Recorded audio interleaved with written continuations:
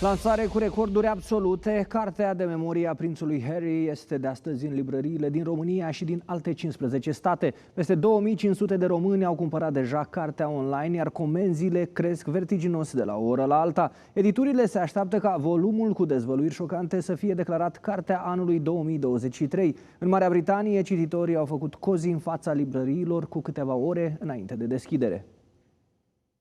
Admiratorii prințului Harry sau ai casei regale britanice ori simpli curioși, cititorii români s-au înghesuit chiar în ziua lansării să cumpere cartea de memorii. Am trecut pe la cealaltă librărie, nu au avut-o încă și am decis să ajung și aici. Eu admir foarte mult Casa Regală a Marii Britanii și singurul lucru care mă dezamăgește puțin, ceea ce a relatat referitor la câteva omoruri.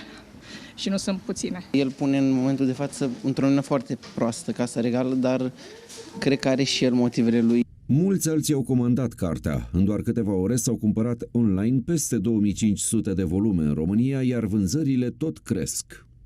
Vin din ce în ce mai multe. Interesul pentru cartea de memorie a prințului Harry este absolut fantastic, nu numai în România, dar și la nivel internațional. O poveste complicată, deloc ușor de spus, cu foarte multă greutate. Odată cu coperțile se deschide și sufletul prințului Harry. Fără perdea sau rezerve, ducele de Sussex își dezvăluie întreaga viață. Pierderea bruscă a copilăriei odată cu dispariția cumplită a mamei, prințesa Diana, apoi adolescența marcată de o singurătate cumplită și episoade de bullying, dar și maturitatea care a venit cu temeri, traume și responsabilități. Despre toate acestea, prințul Harry vorbește cu o sinceritate sfâșietoare în volumul său de memorii. I want to read because I like the royal family and I don't care what anybody says. People will criticise that. I don't care because, you know, I like the royal family and I like Harry and Meghan. If you see the American interviews, even the two interviews that I've seen from the Americans, gives me a totally different picture of the same person. So I really want to be able to read his words. Până acum, familia regală nu a avut nicio reacție oficială referitoare la cartea scrisă de ducele de Sussex. If I were somebody in the royal circles, I would consider this book to be, you could say, explosive, because generally this is not how it's supposed to be. These things are supposed to be kept behind closed doors. În România, un volum costă 99 de lei, iar cei care doresc cartea în format audiobook sau e-book trebuie să plătească 10 euro. Acest subiect cu colega noastră, Maria Coma, realizator Antena 3 CNN. Maria, vreau în primul rând părerea ta ca și jurnalist care a acoperit toate evenimentele importante ale Casei Regale din Marea Britanie, dar ca și cititor în primul rând, pentru că tu astăzi ai citit cartea, eram toți în redacție pe lângă tine și te întrebam ce ai mai descoperit. Cum a fost prima ta impresie? Nu știu dacă să spun ciudat, știi? N-am reușit încă să găsesc un cuvânt pe care să-l folosesc în privința cărții astea, pentru că vorbește despre o mulțime de incidente, momente, mă rog, lucruri de genul acesta care nu ar avea efectiv ce să caute într-o biografie, dacă mă întreb pe mine. Adică sunt niște fapte diverse pe lângă care trecem de 20 de ori pe zi.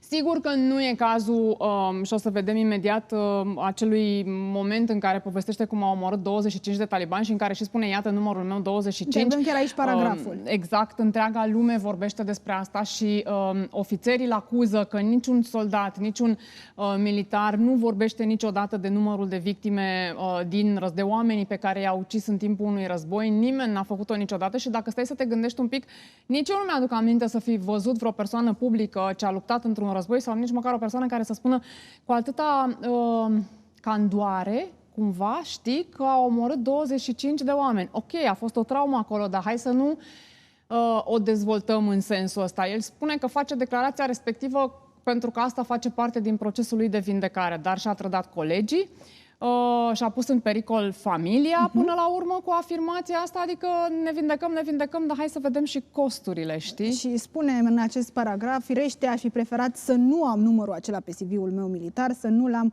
în mintea mea, dar îl are, despre asta este vorba. Îl are, îl menționează, exact, și menționează. Știi, exact, adică e foarte ciudat din punctul ăsta de vedere. De-aia spun că n-am alt cuvânt deocamdată decât ciudat. Vorbim acum însă despre bătaia dintre Harry și fratele lui Ai William. un frate, da? Am un frate, da. Okay. Ce diferență de vârstă între voi? Fratele meu este mai mic cu 2 ani. Ok, și fratele meu mai mic decât mine cu aproape 3 ani. V-ați bătut când erați mici? Să nu spunem asta la televizor, dar da, exact, absolut, asta da. spun. Adică nu știm ce s-a întâmplat acolo, ce a degenerat, ce a dus ca lucrurile să degenereze atât de mult.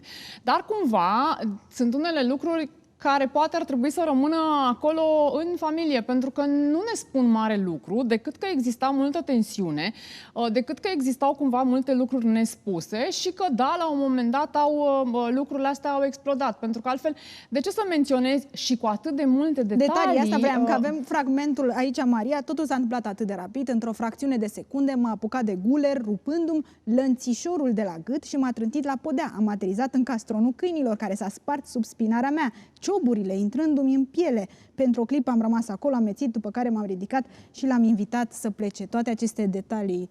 Sunt foarte multe detalii, asta îți spun, al căror sens e cumva greu de explicat. Mai are o scenă la un moment dat în care povestește cum Meghan și-a uitat balsamul de buze acasă și l-a cerut lui Kate și Kate l-a dat și ea s-a dat cu degetul și, mă rog, niște lucruri din astea care n-au cumva foarte multă semnificație, știi? Cred că întrebarea cea mai importantă acum, Maria, este: va rezista Casa Regală din Marea Britanie după acest scandal? Nu are cum să nu reziste Casa Regală. Adică nu cred că... sigur că vor fi afectați. Dar eu am mai trecut prin multe scandaluri de genul ăsta. Diferența dintre ducii de Sussex, să spunem, și prințul de Wales, actualul prinț de Wales, William, este că el nu va răspunde. Prințul de Wales nu va avea niciodată... nu are dreptul, practic. Exact, nu are posibilitatea, eliberarea, cum vrei să-i spui, dar își spune și el punctul de vedere. Nu știu dacă ar face-o vreodată atât de deschis cum o face fratele său, dar nu va avea niciodată dreptul până la urmă să facă lucrul ăsta. Și probabil că va acumula frustrări suplimentare, pentru că eu sunt convinsă că lucrurile acolo sunt complicate și că Harry a trăit o traumă îngrozitoare și după moartea mamei lui și cu toți acei ani în care probabil s-a simțit singur și așa mai departe. Dar nu cred că va fi afectată Casa Regală la un nivel atât de mare, mai ales că mai este ceva. Harry vorbește foarte mult despre presiunea presei și despre cât de urât se poartă presa și despre faptul că familia regală nu-i protejează și așa mai departe, dar el ce face? Scrie o carte, filmează un documentar, se duce la 100.000 de interviuri, tot foarte public, tot cu detalii de cancan, și după știi? toate aceste lucruri, exact. Maria, crezi că îi vom vedea pe ducii de Sussex să participe la încoronarea regelui Charles? Well, asta deja mi se pare, am zis știu, mă gândeam deja la încoronare. Da. Asta deja mi se pare destul de dificil să-i mai vezi unul lângă celălalt. Nu de alta, dar cred că Harry a spus un pic cam multe pentru gustul fratelui lui. Noi te vom urmări pe tine, pentru că siguranță vei fi acolo la Londra. Îți mulțumim tare mult, Maria.